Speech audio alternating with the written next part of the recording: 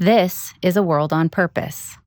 A purposeful life is the most important kind and the most valuable kind of life. Every choice that we make makes a difference, for better or worse. I loved walking in a village and seeing the before and after. This is the podcast dedicated to those humans choosing to live larger by working for the greater good. And these are their stories. Stories of hope and of true change that come from living on purpose. What if you were to suddenly say there are no challenges, there are only opportunities? Regardless of where you come from, your financial identity should determine where you end up in life. I'm your host, Alyssa Fisher-Harris, and my hope is that my inspiring guests will take you on an introspective journey that helps you tap into your own pivot to purpose, bringing greater meaning to your life. Welcome to A World on Purpose. Avary Kent, co-founder of Conveners.org, explains what it means to achieve the most leverage in life by aligning with others, guided by purpose at its core. For her, this purpose-driven life started early and was influenced by her mother's work in purpose.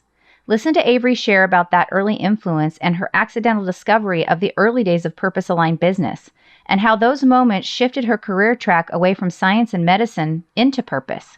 She also shares how that shift helped her realize how often we stand in our own way because we decide something is impossible. Hello, everyone, and thank you again for tuning in to A World on Purpose. I'm your host, as you know, Alyssa Fisher-Harris, and as always on A World on Purpose, we love to bring you incredible content from inspirational thought leaders that are living with what we call not just with purpose, for purpose, but also on purpose. Today, I am beyond excited to have my guest with me, Ms. Avary Kent, who is co-founder of Conveners.org. And she's also a serial entrepreneur with a background as a scientist, which will be an interesting discussion as we get into it, an MBA in sustainable enterprise, and has massive experience in convening accelerators, media, consumer products, and also corporate innovation. So please welcome my beautiful guest, who happens to be wearing the same color I am today. I don't know how we managed to pull that off. Totally not planned. Welcome, Avary, to A World on Purpose. Thank you so much for having me. You're welcome. So you know, obviously what the show is about, and I just think it's going to be such a great show today. You have such an incredible background and story and all the impactful work that you've done globally with, you know, multiple organizations and some new endeavors that you're taking on. So as you know, in the first segment of our 3-part series, we really like to kind of dive into who you are as a person and what brought you here. And so I'd love for you to share your origin story and that pivot to purpose that we love to keep talking about. So please let us all know about you. Who's Avary Kent? Thank you so much, Melissa, and really such a pleasure to be here. I've been so inspired by your journey of purpose and how you've continued to make space and time to pursue your calling. It's really an inspiration. In terms of my background, it really started with my parents. My mother is a pastor in the United Church of Christ, and back in the 80s when the AIDS epidemic was starting to rage, she left the church to go work for a number of nonprofits around the country, building up different social service programs to help people who were impacted by HIV and AIDS. And even before that, my grandmother actually helped to found AA in Georgia, and, you know, impacted the lives of thousands and thousands of people through her journey of grappling with addiction. And so I feel like I come from a really strong line of women who have always put their purpose and their calling first. And my mom always told me that if you're ever counting the days until retirement, then you're not doing your calling and you need to change jobs. Oh, and so for me, you know, from the earliest days, I was going to cure AIDS. There was like, I was one of those kids who was just like single-mindedly focused, like, this is the thing I'm going to do. And everything in my education, everything I pursued, finishing college really quickly, only studying science, like I was really determined through my background in genetic engineering that was going to be my goal. And I became disenchanted with the speed of change that happens within science and some of the gender dynamics and a lot of the politicking and the way that funding works, and even things like IP and patent laws for genetic sequences. Like it felt very misaligned with where and how I wanted to make an impact. And I was really blessed to take a random socially responsible business class at George Washington University. And that was my first major pivot, where everything about my internal narrative was that I was going to be a scientist. And then my eyes were open to this incredible world of social entrepreneurship and impact investing and the way that business can be a force for good in the world. And that's really directed everything about my life and my career and even my family ever since. Wow. I think it's really nice when somebody realizes that purpose is sort of in their DNA, and that there's that one moment that it's kind of there and you know what you want to do, but then something comes around and sort of unleashes this brand new path that you never really expected. How old did you say you were when that happened? Well, just about 20. That's pretty early. When I first finished undergrad. And I'd already pivoted within that into geobotanical field ecology, so studying the relationship between plants and rocks, and working for a lab at George Washington on that. And very much learned that as a raging extrovert, when you're surrounded by plants all day and you talk to them all day and they start to talk back to you, you need to get the hell out of there. So that was one of my wake-up calls, was a recognition I had to be doing some work in my life that honored my personal temperament and my desire and the way I gain energy in my life. And I think that is part of when you can recognize your purpose, is when you recognize those things that, like, you voluntarily are doing them till 3 a.m. because you're just so fueled and jazzed by what you're creating or working on, that it gives you that energy. Oh, I so agree with you on that. It's I think Oprah said, when you love what you do, every day it's not a job. It's every paycheck is a bonus, or something like that. Something like that, yeah. Yeah, I'm probably going to botch that whole thing, but we get what she was saying. So when you started dabbling in this world of like purpose and social entrepreneurship, and learning about how business could be more impactful perhaps than science to making change, you kind of blazed a trail with a whole new world that you weren't even involved in, right? Finance and different things. You kind of got involved in private equity and a lot of that. Kind of explain a little bit about that, because I found that really interesting, going from science over to that. Yeah, I was really blessed with the MBA program that I went through, the Green MBA, which unfortunately no longer exists, but at the time was exactly what I needed when I needed it. Mm-hmm. And one of the first courses was critical thinking for business redesign, which turned everything on its head, right? Like, we had to grade ourselves, and as like a clinical overachiever, that was like, what? We played with clay, we colored, we did all sorts of things. It was very hippie. But at the heart of it was this fundamental assignment about understanding what your higher purpose is, and really spending the time and energy to articulate that. And for me, where it ended up landing was around, how could I be the greatest lever for change with this one precious life that I have? And as a result, that has continued to lead me to find systemic trim tabs, like levers that are going to move mountains, so to speak. And so initially, my hypothesis was that finance was the right journey for that. I was a poor grad student. I had no money, but I assumed if I could work with wealthy individuals through an investment advisory firm, and I could help them to direct their capital towards impact, that would be a way for me to have an outsized impact with my work. And so that was the next pivot, was to finance. And timing is everything in life. So much we think like, oh, you planned this. No, it was just luck.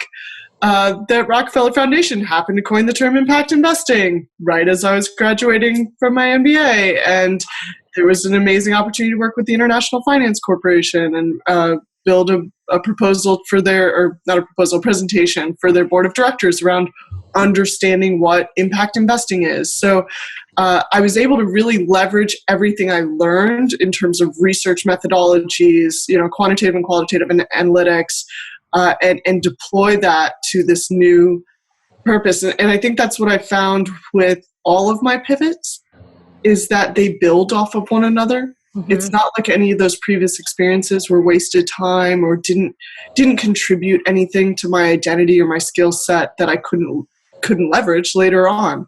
And so I think some people fear pivoting because it maybe feels like you're giving up or you're letting go of or not acknowledging value from what came before. And I don't know that that's necessarily the case. Such a good point for people to hold that in their heart, because I think that's probably true. You don't want to feel like you're straying from what you thought your original intention in life was, but there are just so many things that come about, and we change and evolve as we grow, right? As we age and we learn from all that. So I think that's a great point. Curious about the finance, since you were getting like really involved in the very beginning stages of that. What kind of resistance did you get from the finance world? Because it's so, ROI driven and metrics driven. And how did you influence that with your newfound passion for it? I tend to have some very strong opinions about this. I as much as I appreciate the trailblazing that the Rockefeller Foundation did when they helped to establish this new field, I think there was a fundamental flaw in an unintended consequence in the definition that they put forward of impact investing only being a measure of the intent of the investor going into a deal. So for it to count as an impact investor, your reason for going into the deal had to be coming from this place of purpose and impact. And as a metrics person and evaluator, that cut our legs out from under us before we could even get started, because that is so hard to measure. And it means that you can't objectively look a deal and just say that is an impact investment regardless who's going into it. And so even for the last decade, I've been pushing that agenda of like, no, there needs to be an objective reality and an objective measurement. The other major challenge I saw was that a lot of folks moving into the field were very traditional financiers from Wall Street, hedge fund managers, and folks who had some form of like coming to the light moment of like, the system I'm supporting is extractive and raping and pillaging the earth and society, and like I need to do something that's not causing active harm, and hopefully actually causing active benefit. And unfortunately, there are a lot of built-in assumptions and incentive structures and cultural norms from that traditional finance realm that I think made it so that impact investing ended up really pursuing a focus on scalability and growth that was maybe not intrinsically aligned with the actual impact that social entrepreneurs have and the value of local. And that's why it's been so beautiful to see some of these other movements like Slow Money and Slow Food and what was Ballet and is now Common Future, but this emphasis on the power of local and the power of change that you can have there. Because I think purpose shows up in a lot of ways. And while you can draw strength and value from your identity and your skills and things that came before, you also need to approach that pivot with a bit of freshness and beginner's mind or tabula rasa so that you can absorb a new culture and a new way of being. And with the number of times I've pivoted, that has definitely come up time and time again of needing to be open to the new and the possible and not just coming in with how things were done in my last role or my last reality. Interesting.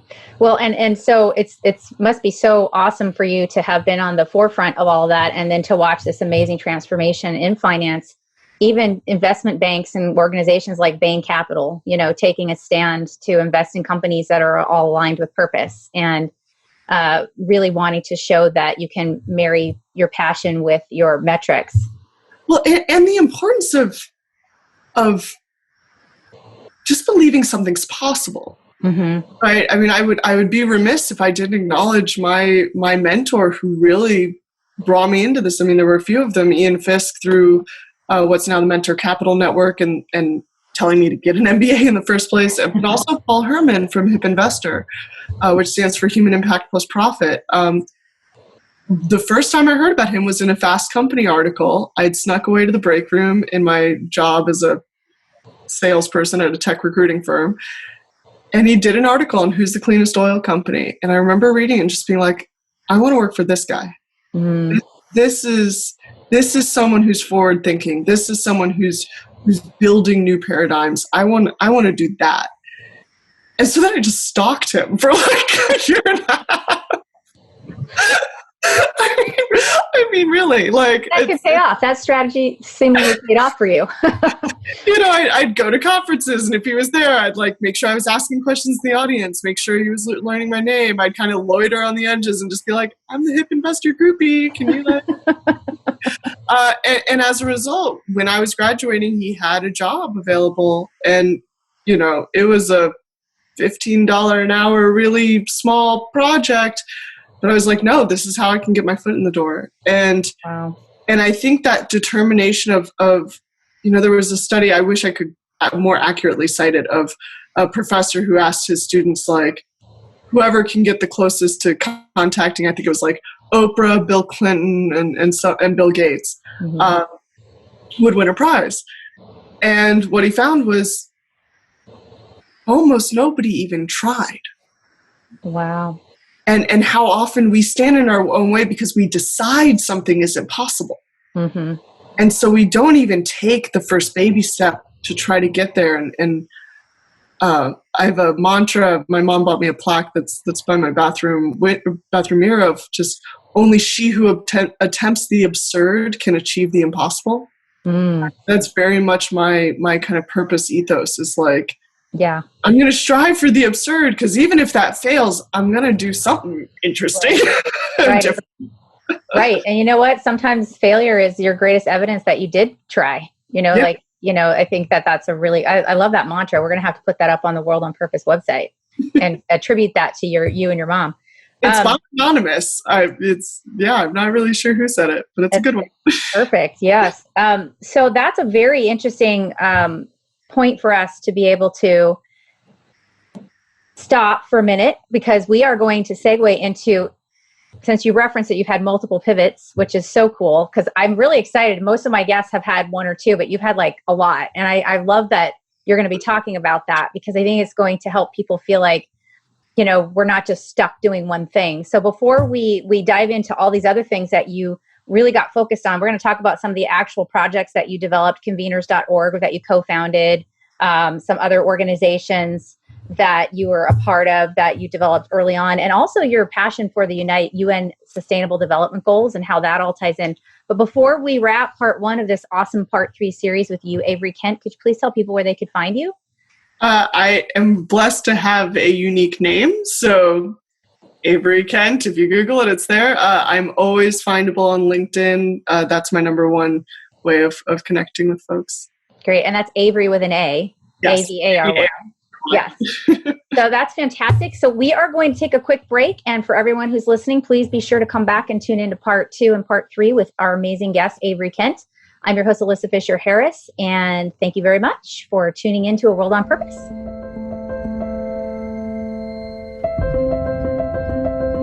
Hello, everyone, and thank you again for coming back to A World on Purpose. This is part 2 of our 3-part series with amazing Avary Kent, co-founder of conveners.org, but that is not where her story ends. She has done a lot of incredible stuff. In fact, what we're alluding to, multiple pivots to purpose, something we like to talk about a lot here at A World on Purpose. So please welcome back with me, Avary Kent. Thank you, Avary, for coming back for the rest of your series. Thank you so much, Alyssa. I would be dismissed if I would be in dismay if you didn't show up for the rest of your show. Could happen. So anyway, let's talk a little bit about, in the first part, we talked about your awesome origin story, and that you had a couple of pivots to purpose even early on, from science to finance, and segueing into this area of your life around now wanting to really get involved with the UN Sustainable Development Goals. And you created a couple of really cool first businesses, ImpactAlpha and Impact Space. Why don't you tell us a little bit about that journey, how it got started, how you got interested in the UN Sustainable Development Goals, and how they tie into those first 2 companies that you created? Well, unfortunately, the first 2 companies were created before the SDGs were out there, so that was a little ahead of the time. But that's beautiful. In that first work with Paul Herman, I learned so much and gained so many incredible relationships across the impact investing field. Many friends and mentors and folks that I'm still very close to today. Impact Alpha came from a recognition that I was feeling the itch that I had an entrepreneurial bug myself, and I wanted to see where that could go. And I was noticing a really significant gap in the field around data. This was also back when the San Francisco Impact Hub was just getting started. And oftentimes, like, you'd hear about things just literally standing in line to get tea.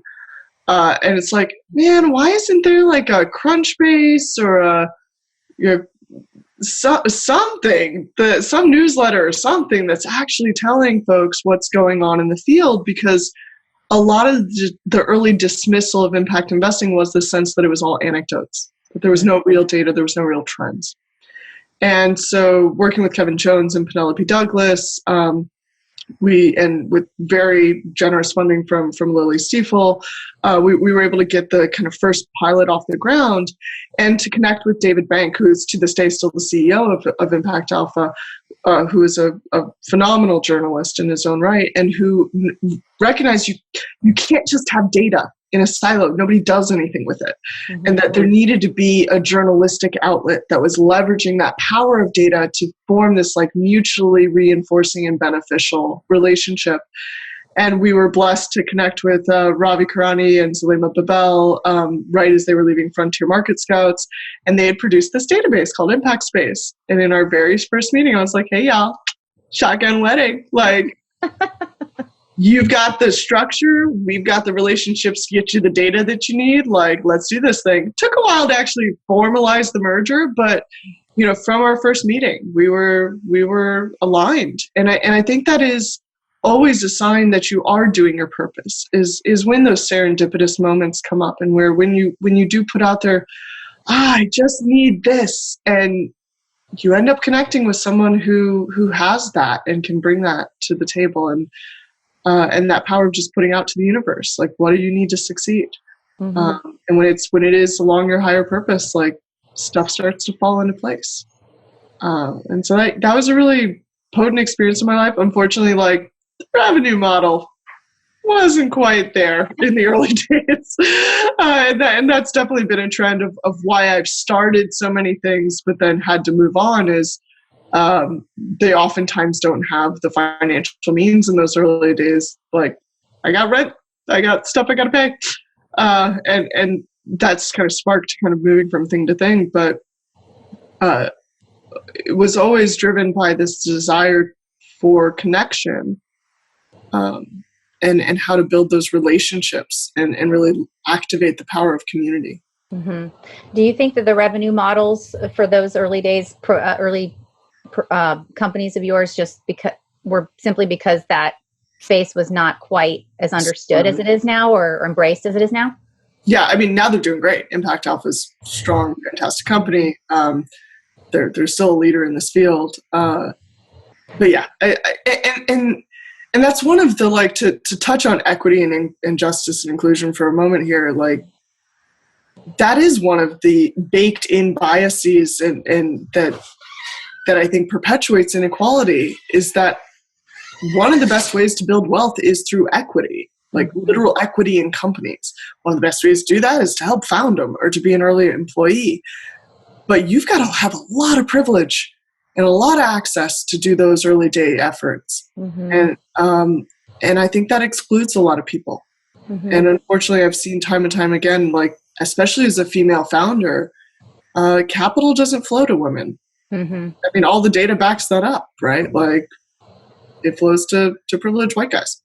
Right. And so there's a creativity you have to unleash when you are following your purpose on kind of the bleeding edge of an industry or a movement, of, like, how else can you get your needs met? Like, how else can you gain the support you need to move forward?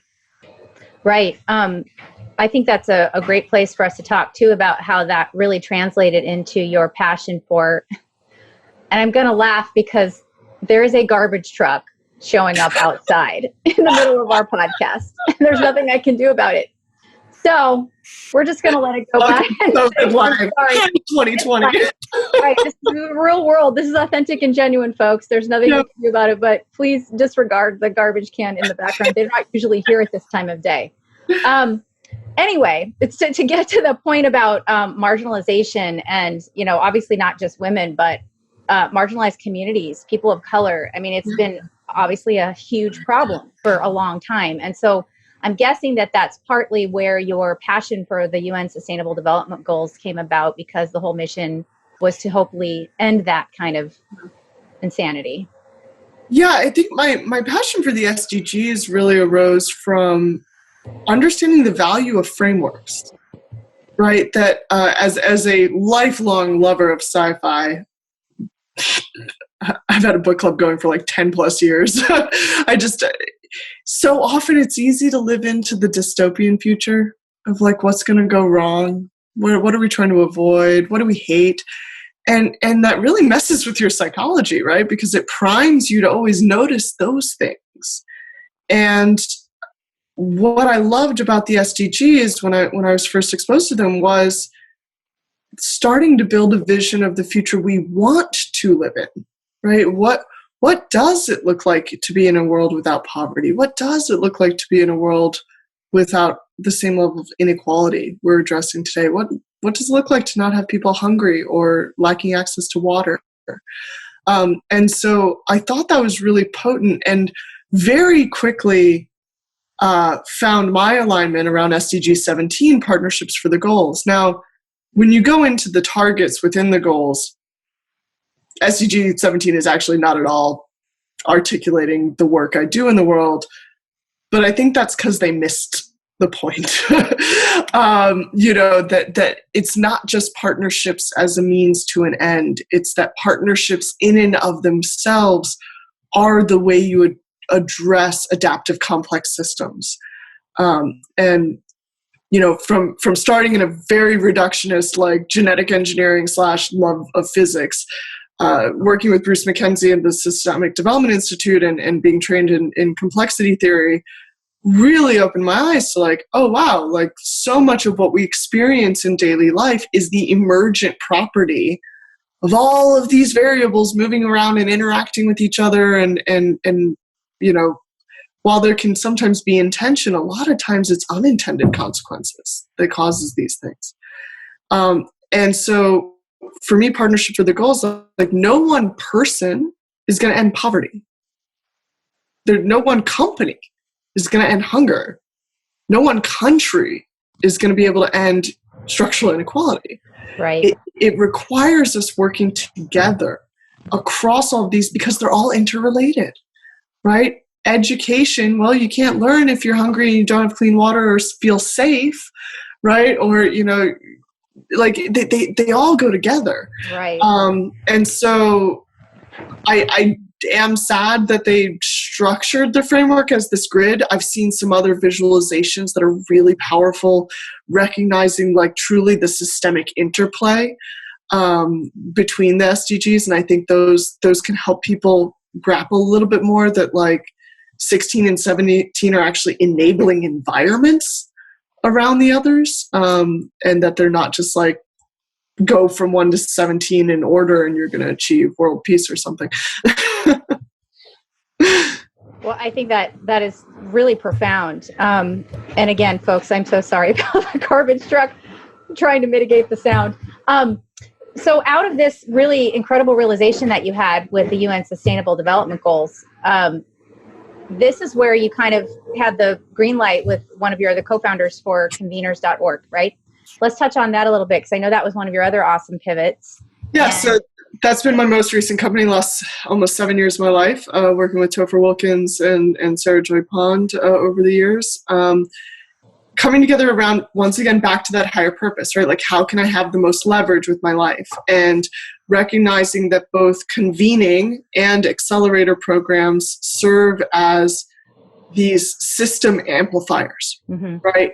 By helping people convene better, more effectively, with purpose at their core, by helping people support entrepreneurs through more effective accelerator programs, I could have impact across every single SDG and every geography on the planet with this one little life that I have. And so with conveners.org, we were one of the first like meta organizations. We convene the conveners and we accelerate the accelerators. We were bringing together the people who run these powerful impact-focused global gatherings and helping them learn from each other on how to create more impactful experiences, more transformational experiences. And that is continuing to grow and evolve in new and beautiful ways to this day. But Convening 17 was one of the Convening Circles, and Convening 17 were two of the programs I developed over the last few years that really came back to this idea of how do we connect threads across conferences? How do we start to leverage what each group is bringing to the table in terms of their networks, in terms of their experts, in terms of their the culture that they've created, and build something that can actually grow and evolve and change over time, which is now morphing. Stay tuned. We'll be releasing something around the Stone Soup series, but we're doing a rebrand of it around this idea of conveners having a way to connect with one another and connect their content to one another over time, because our culture has forced us into these soundbite ways of thinking and distilling down problems, and that does complexity a disservice. It does us a disservice to think that it could just be simplified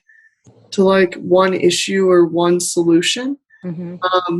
And continuing to be in silos across all of these different experiences is, I think, holds us back from reaching our true potential.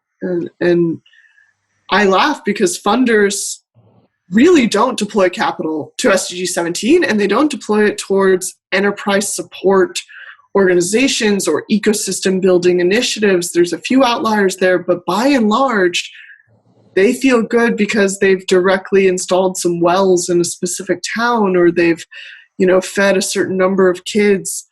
And my problem with that is like, those are Band-Aids. You're addressing the symptoms of the problem. You're not addressing what's causing the hunger in the first place. And that, to me, investment in these ecosystem building initiatives goes back to that leverage point. Here's how you can have the greatest catalytic impact, whether that investment is financial resources, your time, your connections, doesn't matter. And I think that's a big part of what I've seen for you in your work is recognizing that power as a connector, and building bridges between people, because when we realize we're not alone and that we're not in this work alone, that refuels our purpose, and that gives us that energy to keep driving even when it's 2020 and everything's falling apart. Right. Nothing seems to be going according to anyone's plan. I'm not sure what the plan was, but it's definitely not. Right, exactly. Well, and the thing I love what you said too about partnerships. The what seems so powerful to me from what you and your co-founders Topher and Sarah created around convenings was Sarah Joy. Sorry, was the idea that brands aren't just doing a Band-Aid; they're actually actively engaged in the processes that you've created at conveners to step in and step up, not just put money towards it, but actually their time, their insights, and convene together to create solutions, right? Their employment-based. I mean, that's really the last few years of working with Kaiser Permanente and working with the Department of Foreign Affairs and Trade in Australia, and the work we've been doing in South and Southeast Asia. You have these enormous organizations, whether they're governmental development aid agencies or $88 billion healthcare companies. And in many ways, innovation is actually anathema to who they are. It's like it causes an allergic reaction because so much of their success comes from making things routine and predictable and orderly and measurable, right? And that's not where entrepreneurialism is. That's not where innovation lies. And so there's a dance that you can do around how do you bring in some of the spirit of innovation into these other cultures in a way that helps them see how they can pivot and they can leverage. Because for all the small organizations I've built, it's been a drop in the ocean. If Kaiser Permanente moves 5% in a direction, or DFAT changes some of their investments in one direction, like, that's going to impact countries and states and millions of people, right? So the scale issue is real in terms of where, when you're thinking about your purpose, what's the level that you want to play at, right? Are you a healer who's trying to just do that deep inner transformational work one-on-one? Are you, like my mom, a pastor who finds her gift in working with small communities and churches? Are you playing at larger institutional levels within corporations or government? What is the level that's really going to speak to you, and how do you move between them? Right. Because, like, I'm also a Reiki healer, and I'll be honest, I would get burned out if all I was doing was the esoteric systemic stuff all the time. Right. Because you don't see your impact. Mm-hmm. You don't see it right away, and sometimes you never see it at all. But when you're doing that one-on-one healing work, you know you've positively impacted a human's life or an animal's life or a plant's life, but you've had a positive impact in that moment. And so I personally have found I have to be playing at both levels to stay fulfilled. Right. So pursuing my personal healing practices and that work, as well as playing at the system level, so that both sides of myself are being nourished and fulfilled. Right. And I think that is really important because, to your point, that brands can give money and they're still doing good when they're giving money. It just, if they aren't able to personally engage in the process and feel the impact themselves, they may not be able to tap into their own purpose as deeply, that meaning as deeply as just writing a check and doing something. Like one of my business partners, as you know, was a CMO of a company, many Fortune 500 companies, and he turned his passion for purpose into a marketing ROI, but was still able to do good. And so not only did he do good for humanity and make actual impact, he did it for his own soul, which is wonderful. And so the fact that you were able to do that as an organization with conveners.org as one of your most profound pivots is really powerful. And I'm really excited for people to learn more about that, especially brands, so that they can learn how they can step into their purpose a little more. And then we'll talk about some of your other adventures in part 3. Well, and to just one more point on that point of the brands of, like, honestly, it's naked self-interest. Mm-hmm. Because if you look at the trajectory of where the workforce is heading, the values that millennials, who are now the largest players in the workforce, the values that Gen Z are bringing to the table and beyond, if you are not helping your workforce and your employees connect to meaning and purpose, you're not going to have the top and the brightest and the best people. That's right. Mm-hmm. And more my peers and those coming up, after me, I'm seeing, like, they want it all. They want to know that they're having an incredible positive contribution. They reject the idea that they could just be interchangeable cogs within the machine. Mm-hmm. And I think that, just for the future of your own organization, being able to really think about how you create those that go beyond just the photo op volunteer day, mm-hmm. to truly, like, empowering people to find their connection and leverage their skills and talents within their organization to support and create meaningful change at every level. That's right. Yeah, that's right. It shouldn't just be for the privileged or the high ups. Like, this is something that's deeply important for everyone. Right. I so agree. And that's really the whole inspiration for this show, is that we're going to be able to give voices to everybody who's doing this kind of work, and hopefully help people feel like if it's something they could never achieve, that they really can, because there's others out there like them who've done it. And so one of the things we're going to talk about, we're going to wrap this part 2 of our part 3 series with you, Avary, but to end that point, it's also very important for your mental health. And that's something that you're really excited and passionate about. So we're going to dive deeper into that in part 3 and some of the new endeavors that you're working on. But before we leave part 2, why don't we tell people where we can find you? Yes, absolutely. So I'm blessed to have a very unique name. So you can always find me on LinkedIn as Avary Kent. and always happy to connect with folks and schedule calls and see how we can help. Fantastic. And everyone, thank you so much again for tuning in to A World on Purpose with myself and my amazing guest, Avary Kent.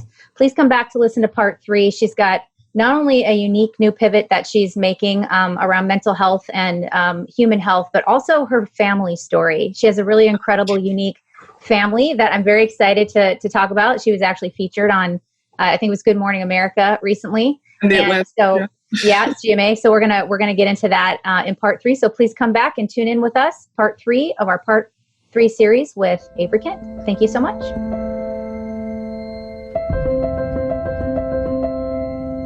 Hello, everyone, and thank you again for coming back to A World on Purpose, your podcast all about purpose. We are here with the beautiful Avary Kent, my wonderful guest and incredible inspiration to me personally and professionally on every level, for part 3 of her part 3 series around all of her massively awesome pivots to purpose.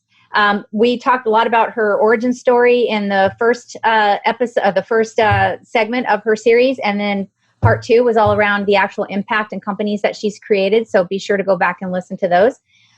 We're going to dive deeper right now into sort of her latest pivot to purpose, which is something she's incredibly passionate about. And then we're also going to talk about her beautiful and wonderful, unique family structure.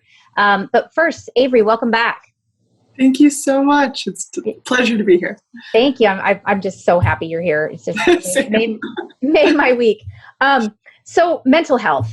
Let's talk about that. So we know you created some pretty cool projects around conveners and finance and impact investing. What made you want to get into mental health, and what pivot are you doing to support that right now?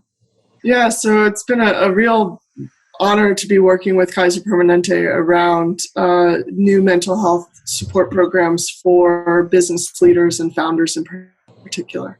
That's an area where I have continued to find just a total lack of materials that recognize not only the unique neurodiversity that many of us have as founders and what draws us to this work, but also the absolutely unique level of stress and pressure and tension that we are often grappling with as CEOs and business leaders, and the isolation that exacerbates all of that.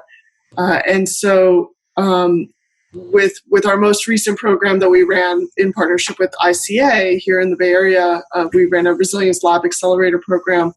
We launched a new curriculum around thriving founders and how to support business leaders and founders in building their own mental and emotional resilience and really thrive as leaders. And so my personal passion around this is, as you know, is like, it's deeply personal. And I know you've experienced this journey yourself. Mm-hmm. Absolutely.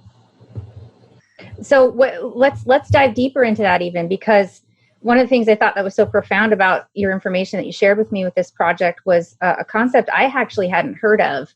When you're a founder and you're trying so hard to make sure everyone in your company is feeling good and happy and your investors are good, you use the term toxic positivity. Let's talk about that, because I found that, first of all, I completely related, but I found that really fascinating. And I'd love for people, especially founders, to understand what that means and how they can remedy it if they're feeling it. There's a few concepts embedded in that.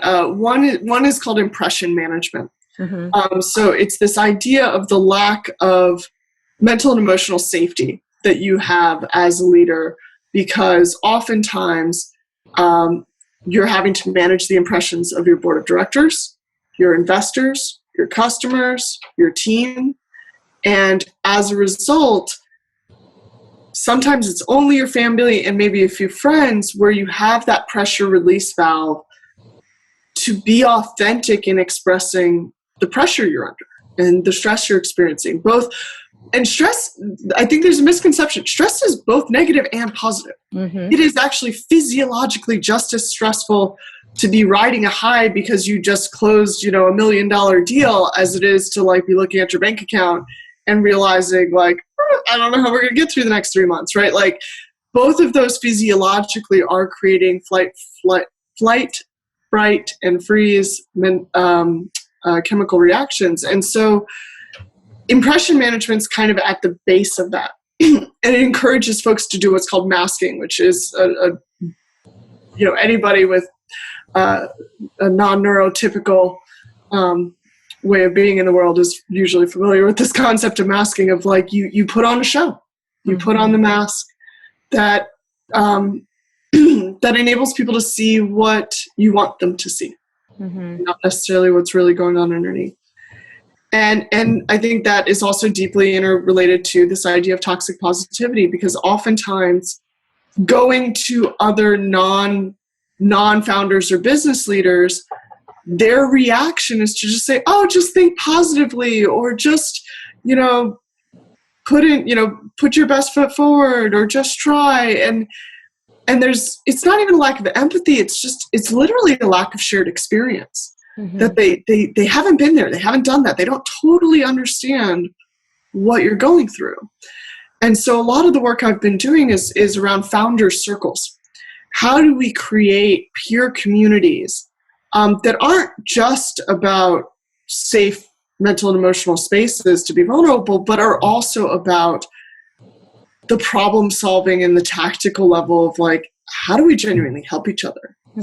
And especially for BIPOC founders and women founders who oftentimes do not have the systems of mentorship and support that are common for white male leaders.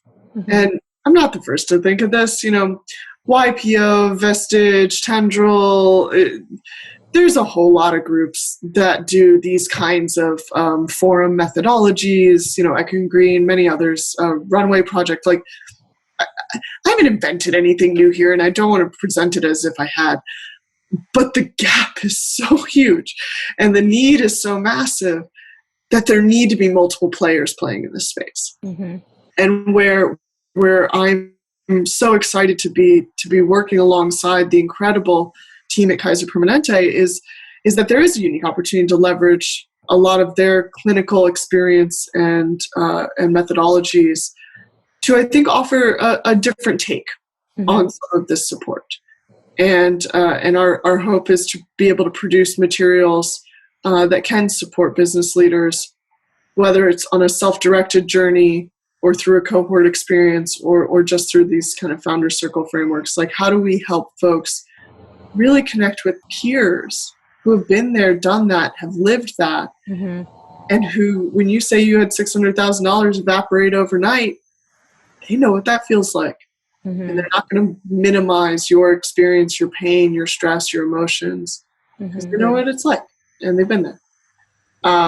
And I think that's the challenge of toxic positivity and what you're seeing in folks, because it's not about not being optimistic. It's about when positivity is used to shut down someone from being able to even express a challenging or negative emotion.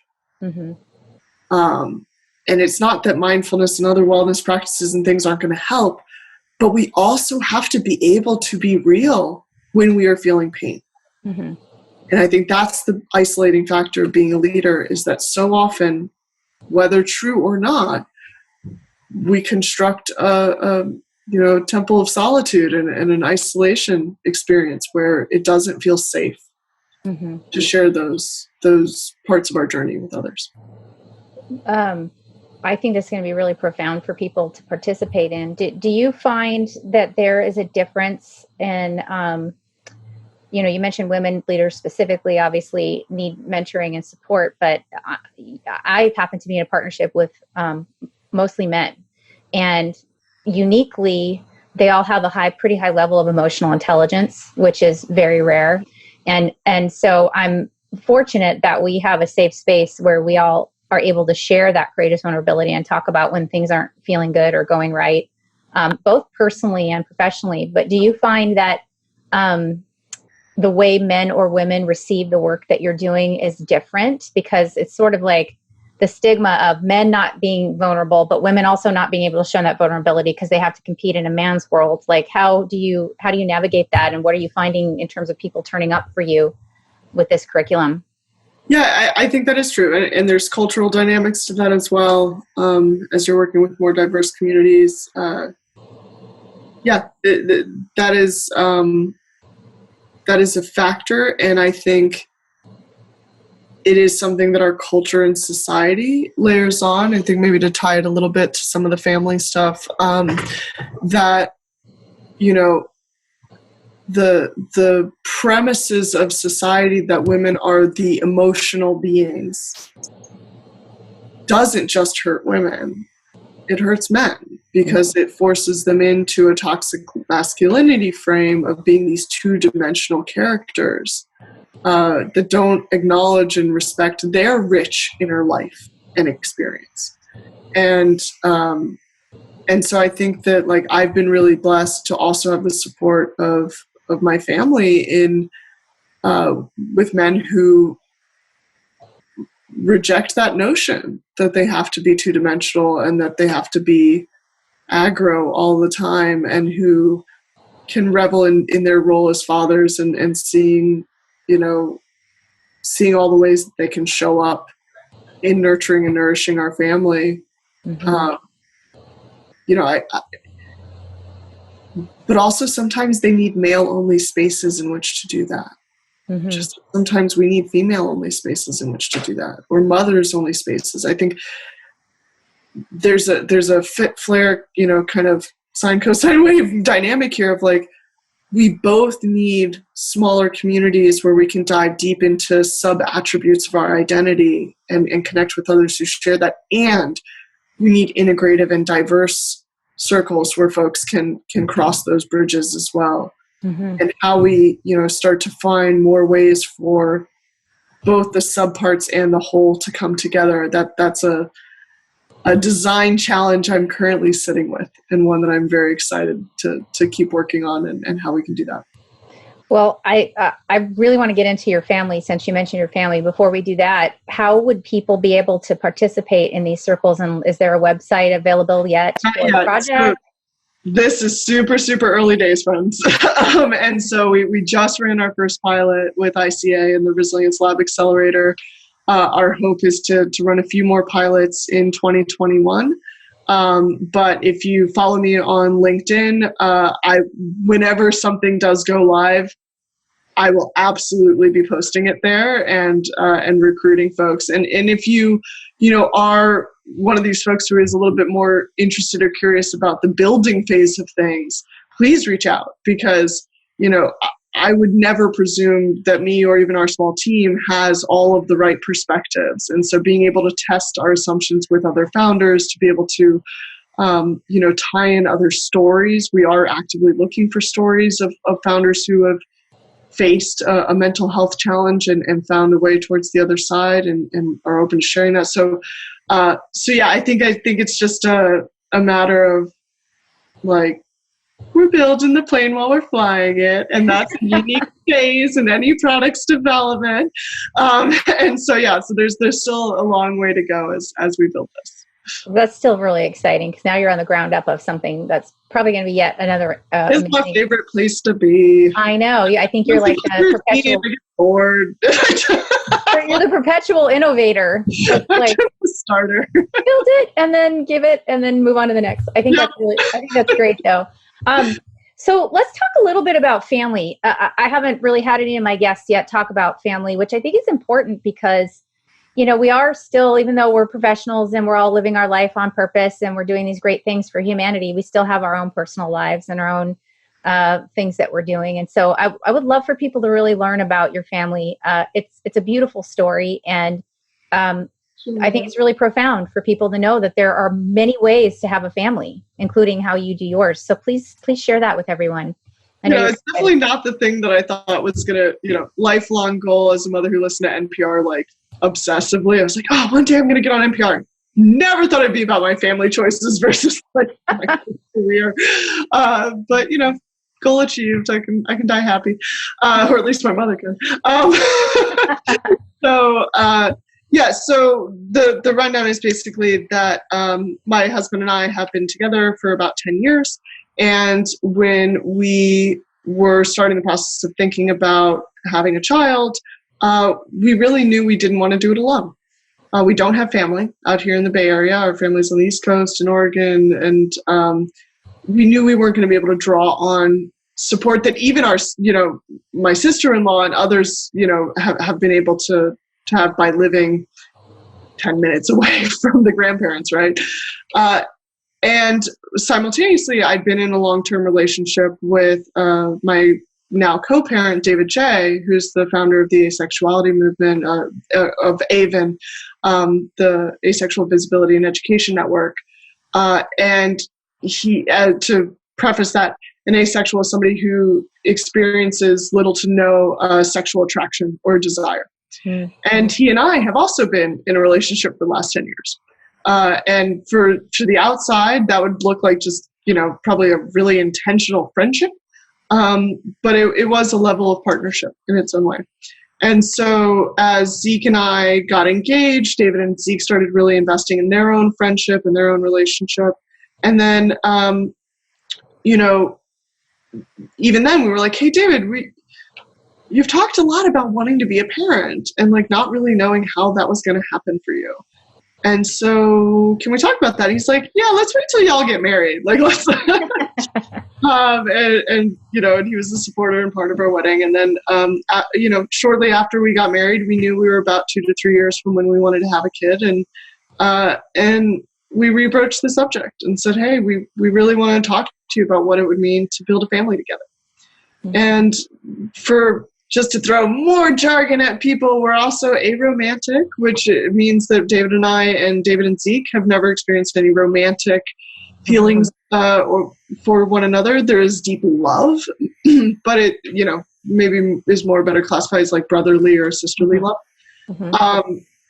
And so David's also somebody we wildly respect. He's got amazing emotional intelligence, is brilliant, creative, and as a lover of process, he is also a lover of process, which makes me super happy.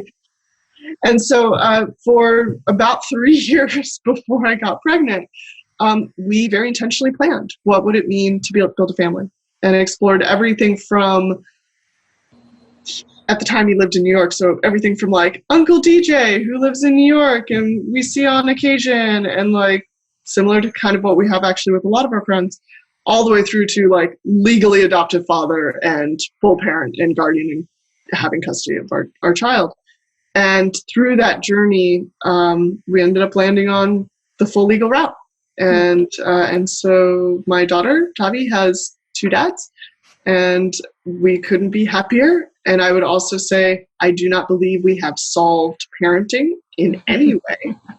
Has anyone solved parenting? Right, exactly. But I do think we've done is, and what we hope to continue to do, is to invite folks to be a little more creative.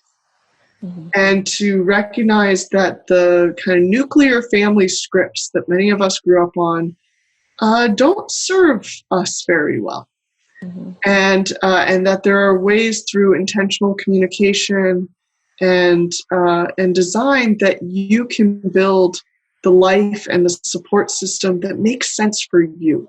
Mm-hmm. And it can look a lot of different ways. But at its heart, it comes from this place of being able to have these conversations and navigate these waters of intentionality. And that's what we hope to be able to bring to the world. Interesting. And I think, didn't you tell me that your daughter, she calls one daddy and the other dada? Yeah, so Zeke, my husband's daddy, and David's dada. Yeah, I love that. But now she's like into a mama kick, and I'm like, I don't really want to be mama, honey. I'm mommy. So she's got an on the end of everything. Yeah, I think that's really, really special story. It's kind of, some kids don't have one parent, let alone 3. I was sort of a single mother. Yeah. Right. And that's hard too, and so it's nice to know that your daughter is thriving in an environment where she's been able to have multiple love in multiple ways and feel safe. And I think it's a really, really, really wonderful prospect to be able to toss out there for people to create different types of families. There's a lot of different ways of being in relationship these days, and some are, might be called traditionalists. Others might be called polyamorous. There's a term for your family. I don't know if there's a term. There doesn't need to be. There doesn't really need to be. It's just that. Yeah. sometimes those terms, I think, do just like isolate us. And it's like, no, we're a family. And I agree. I think that's so true. And do you find that the receptivity of it is widely received, or people thinking about it? Yeah, I mean, honestly, I think the fact that David is asexual and that it isn't coming from like a polyamorous lens makes it more palatable to a lot of folks. That said, there's still mom shaming.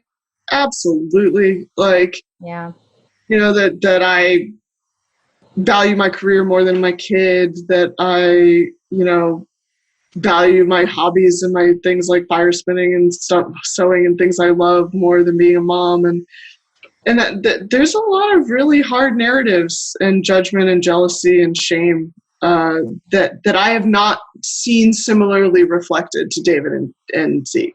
That I think is a little bit about some of the toxic mom culture stuff. Sorry, I keep using this word toxic because, like, I don't know, I've been primed for it. But it's a real thing. I mean, it's not it's not an unfamiliar term in so many different areas of life. And I think as women, like, there is a lot of, especially in the heteronormative kind of frames, this idea that like you shut down who you are to become a mom, that has to subsume every other identity about who you were in your life.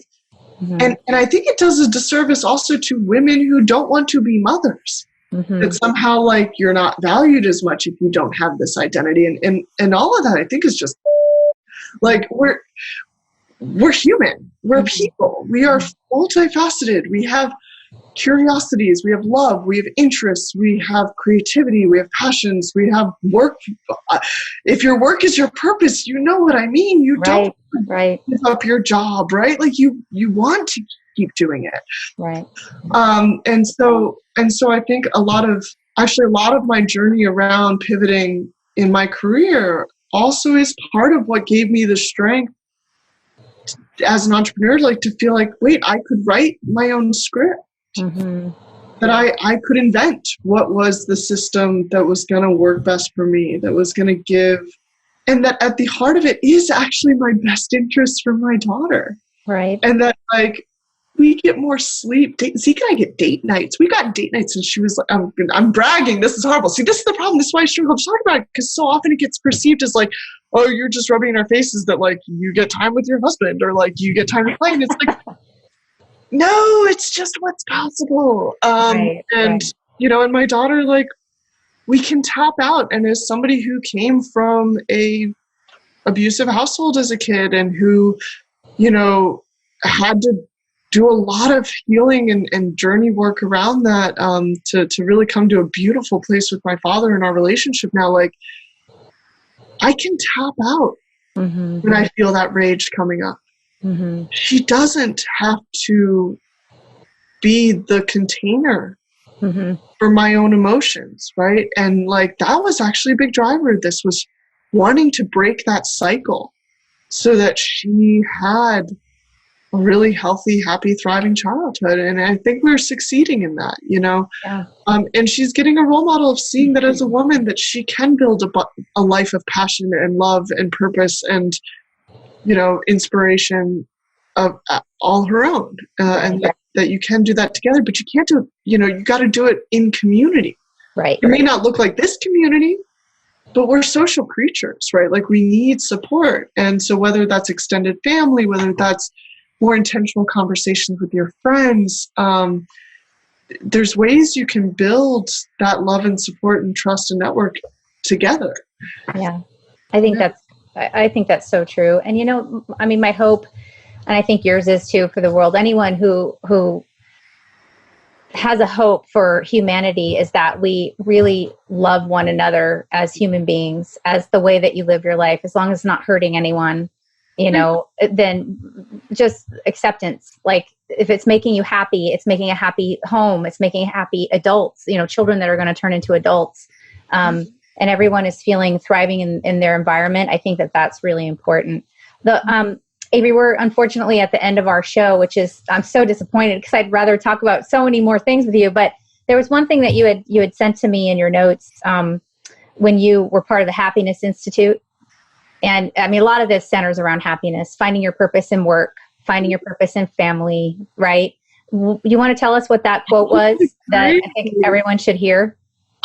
Yes, it's all definitely the Wendell Berry quote about what the world needs is more people to know what makes them come alive and to go do it. But I want to counter that happiness is not actually the goal, that it is contentment, fulfillment, and purpose. That happiness is a momentary emotion, and when we chase it, it guides us towards the fleeting. Mm-hmm. When we really pursue contentment, excellence, joy starts to flow from that. Finding spaces to be in flow. Like that is really what leads to long-term resilience and passion. And I think purpose is the most central ingredient to that entire journey. Well, that could not be a more perfect ending to this show. I tried for you, girl. You got it. You totally ended it on a perfect note. Avary Kent, thank you so much for coming on my show today. It means the world to me that you're here and that you shared so much of your incredible story with everyone. Please tell people where we can find you before we end the show. Yeah, absolutely. You can find me on LinkedIn as Avary Kent, K-E-N-T. And if you are curious to learn more about alt parenting, I'm happy to share that link as well of the alt parenting website. Great. And anything else that Avary's working on, you obviously want to make sure you follow her, because I have a gut instinct that she's going to have so many more pivots to purpose before her time is done on this planet. And we're going to want to know what those are. Avary Kent, thank you so much for coming on the show. Everyone, thank you for tuning in and listening. Please make sure you go and look up Avary, and she can be found also on our website at aworldonpurpose.com. We're very happy to have you here, and we hope that all of this information that Avary shared helps you tap into your own pivot to purpose if that's something that you're looking for to seek greater meaning. Thank you so much, and have a fabulous rest of your week. Thank you for taking this journey into a world on purpose with our incredible guests. To learn more about our amazing guests and their inspiring purpose-driven work, please go to aworldonpurpose.com. Don't forget to look at our call to action of the week to mobilize your desire for purpose into action. A World on Purpose can be found on Apple Podcasts and all the major podcast platforms, and the video version can be found on YouTube. If what you heard today inspires you, please write a review and like and share on the platform of your choice. We'd love to also hear from you and learn your pivot to purpose and the meaningful work that you do that lifts humanity. Send your stories to info@aworldonpurpose.com. I'd like to thank our World on Purpose team for making this show a reality. Once again, I'm your host, Alyssa Fisher-Harris. Thank you for tuning in to A World on Purpose. I look forward to seeing you soon.